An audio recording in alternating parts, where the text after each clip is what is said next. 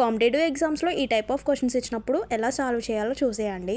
First of all 6725 నుంచి 101 ఎలా వచ్చింది, అలాగే 55 నుంచి 17తో 97 ఎలా వచ్చింది అంటే ఆ రెండిట్లో సేమ్ లాజిక్ అనేది ఉంటుందన్నమాట. ఆ సేమ్ లాజిక్ ఏంటన్నది ఫైండ్ అవుట్ చేసి 45 19కి అప్లై చేస్తే అక్కడ మిస్ అయిన నెంబర్ అనేది వచ్చేస్తుంది అనమాట.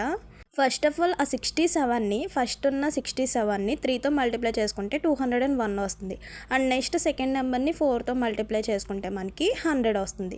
ఇప్పుడు ఈ 2 నెంబర్స్ని ఏం చేస్తే మనకి 101 వస్తుందో కొంచెం లాజికల్గా థింక్ చేస్తే సబ్ట్రాక్షన్ చేసుకుంటే మనకి 101 వస్తుంది కదా.